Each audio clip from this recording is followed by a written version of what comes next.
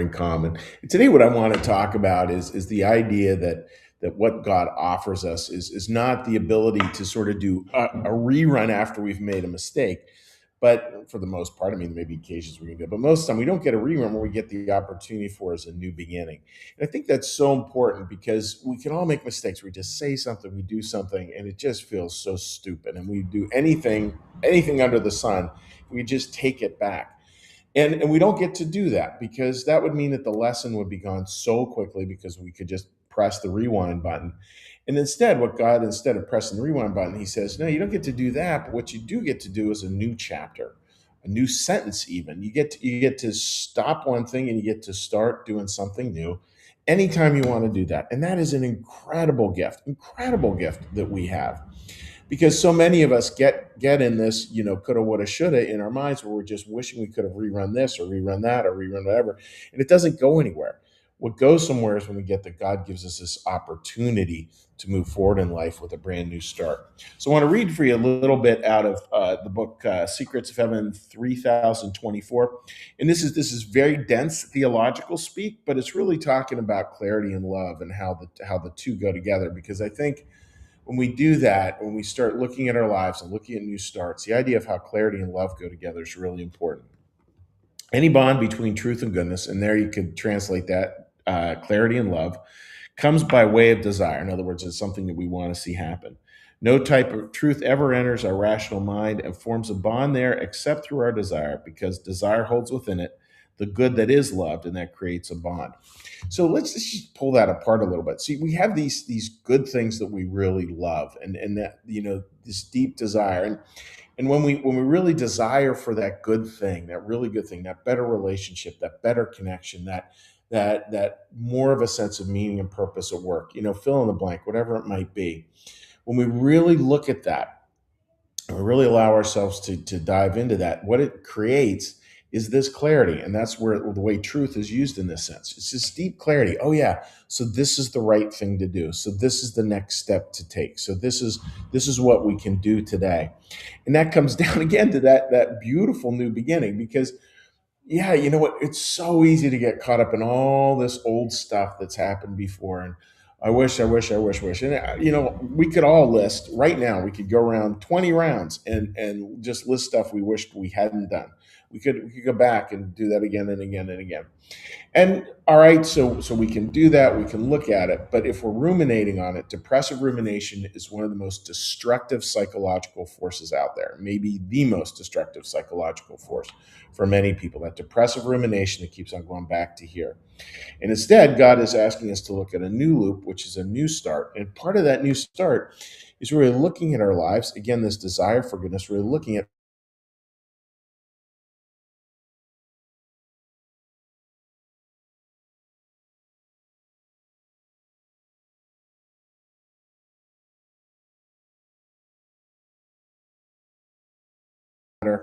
that we just know. We just know. We're so clear on it. This is the way it's going.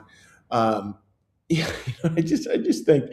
Yeah, I mean, there's so many examples, right? I just think with kids, with service, with this, with that, with the other thing, just creates a definite clarity. My wife and I were talking this morning about how much we enjoy, kind of dinners and getting out with other people. And you are more than welcome to invite us out to dinner anytime. And if we can make it, we will. There's a certain clarity that happens there because, for us, we love that. We love connecting with other people.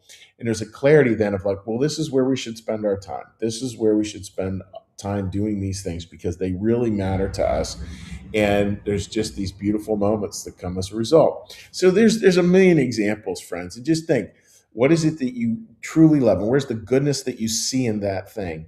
And when you see that goodness, when you see that beautiful thing there, really love that and look at the clarity. Really look at the clarity that comes from it. How does it create a much clearer way of seeing the world? I mean, it was funny yesterday. I was working with a little medical insurance glitch, and like, oh my goodness, you're on call waiting for X amount of time, and you're not quite sure. Yeah, I mean, for me, I'm not a tech guy in a lot of ways, so a little befuddled with the whole thing, and and I can get so into, well, that's the reality of life. It just feels like if I just solve this problem, why blah blah blah. But man, life is so much better. Go to what you love. Be clear about the truth around that. Go to what you love. Be clear around the truth around that. God will fill into your heart the loves that not all loves are the right kinds of loves, but you know what your right kind of love, the right kind of love that you have in your heart. Just be so clear about that, and as best you can, like, stop this stuff, the depressive rumination, and move forward into the inspiration as best you can. See what happens. My guess is it will lead you to a better day. So I hope that makes sense, friends. And what we're going to do now is we're going to take a little breath. We're going to shift gears here and, yeah, take a little breath, do a little prayer, do a little blessing, and then we'll be able to say hi to friends on Facebook this morning. So, with that, dear friends, let's get a little breath,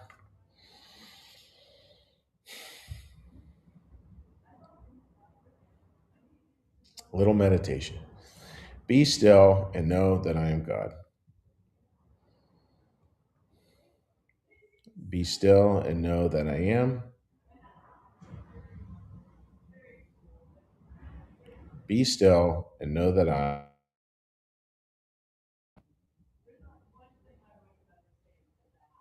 Be still and know that. Be still and know. Be still and. Be still. Be. Our Father, who art in the heavens, hallowed be thy name. Thy kingdom come, thy will be done, as in heaven, so upon the earth. Give us this day our daily bread, and forgive us our debts, as we also forgive our debtors. And lead us not into temptation, but deliver us from evil. For thine is the kingdom, and the power, and the glory forever. Amen. May the Lord bless you and keep you. May the Lord make his face to shine upon you and be gracious unto you. May the Lord lift up his countenance upon you, bring you peace, and bring you home. Amen.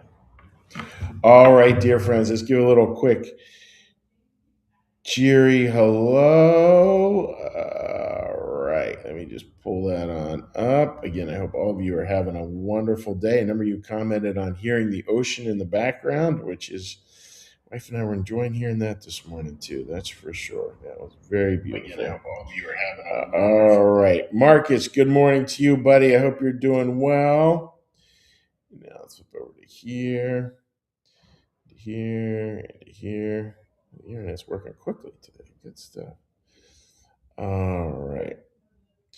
Uh, Sharon, good morning to you, my friend. I hope you're doing well. Linda, good morning to you, and I hope you're healing quickly. So, all right, dear friends. Well, listen, God bless all of you, and we will see you tomorrow morning on 10 Minutes of Morning Calm.